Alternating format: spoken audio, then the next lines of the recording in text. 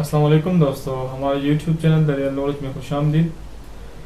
آج اس ویڈیو میں ڈاکٹر اسرار احمد ہمیں بتائیں گے کہ حقیقی و آخرت کی زندگی کے لیے ہم نے کیا کمایا ہے اور کیا ہم نے کھویا ہے، تو آیا آخرت کی زندگی کے لیے ہمیں کیا کرنا چاہیے۔ تو آئیے یہ ویڈیو ڈاکٹر اسرار احمد کی دیکھتے ہیں کہ وہ اس بارے میں کیا کہتے ہیں۔ امپیکٹ ایک رسالہ ہے جو لندن سے نکلتا ہے، اس کی کور سٹوری پچھلے دنوں آئی تھی، چپنگ انڈونیشیا فرام دی ایجز۔ جیسے آپ اس میز کا ایک ٹکڑا یہاں سے کاٹ دیں، ایک ٹکڑا یہاں سے کاٹ دیں، تو انڈونیشیا کو اس وقت کرسچینٹی جو ہے، عیسائی جو یہ مشنریز کے کام کا جو نتیجہ اب نکل رہا ہے، وہ انڈونیشیا کے ٹکڑے کر رہے ہیں، ادھر سے کاٹ دیا، ادھر سے کاٹ دیا، ادھر سے کاٹ دیا، ادھر سے کاٹ دیا۔ Chipping Indonesia from the edges. Number 3، سود اور جوئے کا مکمل خاتمہ پہلے دن سے۔ یہ کرنا چاہیے، یہ امپلیمنٹیشن ہو لازماً۔ اور اس معاملے میں غور سے سنیے، ہمیں یہ اعلان کرنا چاہیے کہ I M F, World Bank, کوئی ہو، اے ڈی بی ہو، کوئی ایشین ڈیولپمنٹ، ہم کسی کو سود نہیں دیں گے۔ آپ کی اصل رقم دیں گے، وہ بھی اپنی سہولت سے دیں گے، جب دے سکیں گے دیں گے۔ اس کے لیے بھی آپ ڈیٹ ایکویٹی سواپ قسم کی چیزیں جو آپ نے کی ہیں، کئی طرح کی اسکیمیں ہیں، یہ جو لیٹن امریکہ کے ممالک جو ہیں وہ قرضوں تلے اتنے دب گئے کہ وہ ادا نہیں کر سکتے تھے، ان کو بیل آؤٹ کرنے کے لیے کئی اسکیمیں چلی۔ ایسی کوئی اسکیم ہمارے لیے بھی بناؤ، اور ایک سیدھی سی اسکیم یہ ہے کہ ہم آپ کا قرضہ جو ہے پاکستانی کرنسی میں ادا کریں گے، آپ ہمارے ملک میں انویسٹ کر دیجئے، نفع جو ہو وہ آپ ڈالر کی شکل میں لے جائیں، لیکن ہم آپ کو نہیں دے سکتے قرضے واپس۔ دیں گے تو آرام سے دیں گے جب بھی ہوگا۔ قرآن مجید نے ہمیں یہی کہا ہے، فَنَظِرَةٌ إِلَىٰ مَيْسَرَةٍ۔ اگر وہ مقروض جو ہے وہ کوئی سخت حالات کے اندر ہے تو اسے مہلت ملنی چاہیے، یہ نہیں کہ سر پر سوار ہو جائے قرض خواہ۔ اور یہ بات اگر کوئی کہے کہ صاحب یہ کیسے ہو سکتا ہے، ہم نے جب قرض لیا تھا تو بائی لیٹرل ایگریمنٹ تھا، دو طرفہ معاہدہ تھا، ہم نے سود دینا تھا، طے کیا تھا، اب یونیلیٹرلی ہم کیسے بیک آؤٹ کر سکتے ہیں؟ دیکھیے میں آپ کے سامنے مثال رکھ رہا ہوں، ہمارا دو طرفہ معاہدہ ہوا امریکہ سے F-16 جو جہاز تھے ان کی سیل کا، ہم سے پیسے بھی لے لیے، جہاز نہیں دیے۔ کیوں؟ صاحب ہمارا ایک سینیٹر سامنے آ گیا اور اس نے ایک ترمیم پیش کی، پریسلر صاحب نے، اور چونکہ سینٹ نے منظور کر لیا، قانون بن گیا، ہمارے ہاتھ تو بن گئے، ہم کیسے دیں؟ ہم تو نہیں دے سکتے جہاز، نہ پیسے لوٹائے نہ جہاز دیے، بلکہ کلیم ان کا یہ ہے کہ آپ کے جہاز جو ہم نے اپنے پاس رکھے ہوئے ہیں تو اتنے عرصے کا کرایہ اور ڈیمریج بھی دیجئے ہمیں۔ یہ کیا، کون سے اخلاقی اصول سے یہ معاملہ ہوا؟ اگر آپ کی سینٹ یہ کر سکتی ہے تو ہمارے تو دین نے ہمیں کہا ہے کہ سود حرام ہے، بند ہو۔ ہماری سپریم کورٹ نے فیصلہ کر دیا ہے کہ سود حرام ہے، ہم نہیں دے سکتے، مجبور ہیں، معذرت خواہ ہیں، ہمارے ہاتھ بند گئے۔ ہماری فیڈرل شریعت کورٹ کا فیصلہ تھا، پھر سپریم کورٹ کے اپیلیٹ بینچ نے فیصلہ کر دیا ہے، ہم نہیں دے سکتے۔ نمبر 5، طالبان کے ساتھ اتحاد، کانفیڈریشن۔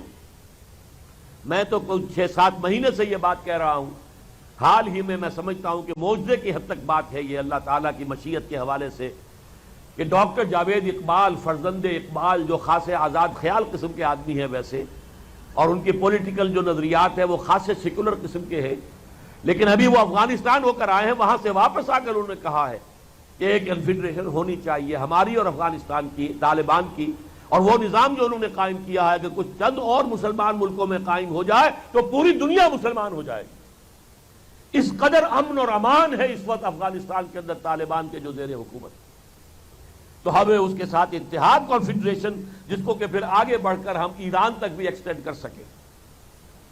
پھر ہمارے جو زمینی، تاریخی، جغرافیائی روابط ہیں، آپ کو معلوم ہے اسلام پہلے جو آیا تھا ہندوستان میں وہ تو آیا تھا عربوں کے ذریعے سے، وہ سندھ میں سے ہو کر داخل ہوا تھا، لیکن وہ بہت جلدی ختم بھی ہو گیا تھا یہاں۔ پھر تو 300 برس کے بعد اسلام آیا ہے تو افغانستان کے راستے سے آیا ہے نا، سارے صوفیہ وہاں سے آئے، سارے جو فتوحات کرنے والے تھے، وہ محمود غزنوی ہوں، وہ محمد غوری ہوں، کون تھے، یہ کہاں سے آئے تھے؟ پھر یہ کہ 2 صدی پہلے جو احمد شاہ ابدالی آئے تھے کہ جنہوں نے مرہٹوں کی قوت جو ہے کچلی تھی اور ان کی طاقت کو توڑا تھا، کہاں سے آئے تھے؟ لہذا ہمارا تو ایک متحاد بالکل نیچرل ہے، اور بھارت کے مقابلے میں ڈیفنس کے لیے ہمیں جو جغرافیائی اور زمینی ڈیپتھ چاہیے وہ افغانستان کے ساتھ جڑ کر ہی ہمیں ملتی ہے، ورنہ یہ کہ ہمارا تو ایک پٹی ہے، پاکستان جو ہے وہ گویا کہ شمال مشرق سے جنوب مغرب کی طرف ایک پٹی چلی آ رہی ہے، 200 میل کی ڈیپتھ ہے. اللہ اللہ خیر اللہ، ہمیں ڈیپتھ ملتی ہے تو افغانستان کے ذریعے سے. نمبر 6 یہ کہ اب اس کے نتیجے میں سخت ترین قسم کے سینکشنز کے لیے تیار ہو جاؤ. وہ جو قرآن کہتا ہے وَلَنَبْلُوَنَّكُمْ بِشَيْءٍ مِّنَ الْخَوْفِ وَالْجُوعِ وَنَقْصٍ مِّنَ الْأَمْوَالِ وَالْأَنفُسِ وَالثَّمَرَاتِ. اس راستے پر چلنا آسان بہرحال نہیں ہے. اس راستے پر چلنے کے لیے بڑی جرأت رندانہ، ہمت مردانہ اور شان مومنانہ کی ضرورت ہے، اور اس کے لیے تیار رہیں، کمر کس لیں، جس کو آپ کہتے ہیں ٹائٹن یور بیلٹس. کھانا 2 وقت نہیں 1 وقت کھا لیں گے. بھٹو نے کہا تھا ہم گھاس کھا لیں گے. بہرحال اللہ کا یہ فضل ہوا کہ ہمارے یہاں ایٹم بم بھی بن گیا، ایکسپلوژن بھی ہم نے کر دیے، گھاس کھانے کی نوبت آتا حال تو نہیں آئی. لیکن اب یہ اس راستے پر اگر ہم چلیں گے تو پورا مغرب ہمارے خلاف آ جائے گا. پوری دجالی تحریک ہمارا جو تہذیب ہے وہ ہمارا گھیراؤ کرے گی. مشرق سے بھارت ہے اور مغرب سے یہ پورا طوفان جو ہے، جو کہ یہودیوں کی قیادت میں نیو ورلڈ آرڈر کا طوفان آ رہا ہے. اصل میں وہ یہودی فتنہ ہے، اور یہ پوری دنیا کو ڈومینیٹ کرنے کے لیے جو ان کی سازش ہے اس کا یہ آخری مرحلہ ہے. تو ہمیں اس کے مقابلے کے لیے تیار رہنا ہوگا. وَلَنَبْلُوَنَّكُمْ بِشَيْءٍ مِّنَ الْخَوْفِ وَالْجُوعِ وَنَقْصٍ مِّنَ الْأَمْوَالِ وَالْأَنفُسِ وَالثَّمَرَاتِ.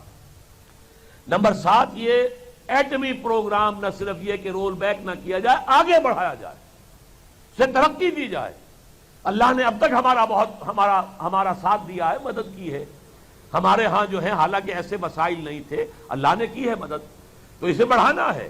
اس سے آگے بات کہہ رہا ہوں، ہم اپنے اس ایٹمک پروگرام کو ایکسپورٹ کر کے پیسہ کما سکتے ہیں، کمانا چاہیے. کیسے لیے جرم کیسے ہو گیا یہ؟ کیا امریکہ F-16 بیچ کر پیسے نہیں کماتا؟ F-16 کیا انسانی بہبود کے لیے ہے یا انسانوں کو مارنے کے لیے ہے؟ ہتھیار ہے، ہتھیار تو انسانوں کو مارنے کے لیے ہوتے ہیں. اگر تم ہتھیار بیچ کر پیسے کماتے ہو، امریکہ کی تو اصل انڈسٹری ہی اب جو ہے ہتھیار ہے. باقی تمام چیزوں میں تو جاپان نے اور دوسرے ممالک نے مات دے دی ہے. اس کی اصل کمائی جو ہے وہ تو ویپنز ہے. وہ بیچتے ہو تو ویپن کس لیے ہوتے ہیں؟ ہلاکت کے لیے ہوتے ہیں یا زندگی بخش ہوتے ہیں؟ اگر تم وہ بیچتے ہو تو ہمیں اللہ نے ایک صلاحیت دی ہے، اگر ہم اس کے ذریعے سے کوئی مفادات حاصل کر سکتے تو ہم کریں گے. اور آخری چیز یہ کہ ہاتھ بڑھائیں ہم چین کی طرف. مجھے ایک صاحب نے بتایا تھا کہ پچھلے دنوں کوئی چین سے کوئی بڑی شخصیت آئی تھی جنہوں نے یہ کہا تھا کہ ہم پاکستان کے ساتھ ڈیفنس پیکٹ کے بارے میں بھی سوچنے کو تیار ہیں. اور یہ تو کلنٹن کے موقع پر بھی آپ کو یاد ہوگا کہ چائنا کی طرف سے بیان آ گیا تھا کہ اگر یہ جو محبت بڑھ رہی ہے اور پینگیں بڑھ رہی ہیں امریکہ کی اور بھارت کی، اگر یہ چین کے خلاف ہے تو پھر ہمیں اس کے بارے میں سوچنا پڑے گا. تو گویا کہ انہیں بھی پسو تو پڑ گئے ہیں کہ یہ سب کچھ جو ہو رہا ہے پراپ اپ کیا جا رہا ہے بھارت کو، تو اصل میں کنٹینمنٹ آف چائنا پالیسی ان کے سامنے. اور اس وقت چین کو ضرورت ہے اور ہماری بھی ضرورت ہے، لہذا کوئی جرأت مندانہ اقدام کیا جائے. چائنا کے ساتھ جو ہے کوئی پیکٹ ہو ہمارا ڈیفنس کا، جوائنٹ ڈیفنس پیکٹ چائنا کے ساتھ، تاکہ بھارت کو بھی کوئی قدم اٹھاتے ہوئے 10 دفعہ سوچنا پڑے. اور مغرب کا بھی اگر سہارا ہم سے ہٹ گیا ہے تو اس کی بھی تلافی ہو جائے. اگرچہ اس ضمن میں بھی ایک بات میں آپ سے عرض کر دیتا ہوں، چین کے ساتھ بھی ہمارا مستقل کوئی اتحاد نہیں ہو سکتا، اس لیے کہ چین کا مسئلہ بھی یہ ہے کہ 5 کروڑ مسلمان اس کے ہاں آباد ہیں، اور ایک علاقہ ہے سنکیانگ، کاشغر. اب یہ کاشغر کا لفظ ذرا یاد کیجئے، علامہ اقبال نے کہا تھا ایک ہو مسلم حرم کی پاسبانی کے لیے، نیل کے ساحل سے لے کر تا بخاک کاشغر. یہ کاشغر کہاں ہے؟ یہ تو چین میں ہے، اور وہاں بھی مسلم فنڈامنٹلسٹ موومنٹ ہے جسے بری طریقے سے چینیوں نے جو ہے کرب کیا ہے اور سپریس کیا ہے، دبایا ہے. بلکہ پچھلے دنوں یہ ہوا تھا کہ وہاں سے لڑکے آتے تھے، جیسے افغانستان سے آ کے طالب علم جو ہے دینی تعلیم حاصل کر کے جاتے تھے، اکوڑا خٹک کا مدرسہ ہے یا اور یہ کراچی کے مدارس ہیں، یہی تو ہیں طالبان، سب کے سب یہاں کے پڑھے ہوئے ہیں. چین سے بھی آتے تھے. ایک موقع پر چین نے دباؤ ڈالا اور جتنے چینی طالب علم ہمارے ہاں تھے وہ سب ہم نے وہاں سے گرفتار کر کے مدرسوں سے ہینڈ اوور کر دیے، اور انہوں نے وہ سارا جو ہے بارڈر کراس کرتے ہی سب کو گولی مار دی. لہذا اگر ہمیں اسلام کی جنگ لڑنی ہے تو چائنا کے ساتھ بھی ہمارا مستقل اتحاد نہیں ہو سکتا. جب یہ چیچنیا کے اوپر جب یہ ساری روسی فوج کشی ہو رہی تھی اور پوری دنیا جو ہے لان تان کر رہی تھی روس کو، تو آپ کو یاد ہے کہ یلسن صاحب اپنی شدید علارت کے باوجود بیجنگ پہنچ گئے تھے، اور ادھر سے وہ جانگ زیمن اور یہ یلسن دونوں نے جو آپس میں معانقہ کیا تھا اور ویسٹ کو دھمکی دی تھی، ہینڈز آف چیچنیا، یہ ہمارا اندرونی معاملہ ہے، اگر ویسٹ نے ہمارے اوپر دباؤ ڈالا تو سن لے کان کھول کر، ہمارے پاس ایٹمی ہتھیار موجود ہیں، ہم ایٹمی ہتھیار استعمال کریں گے۔ تو دوستوں امید کرتا ہوں کہ آج کی ویڈیو آپ لوگ کو اچھی لگی ہوگی۔ اگر آپ لوگ ہماری ویڈیو اچھی لگی ہو تو ویڈیو کے لاسٹ میں آپ کو کمنٹ کریں، ہماری ویڈیو کو لائک کریں اور سبسکرائب کریں۔ شکریہ۔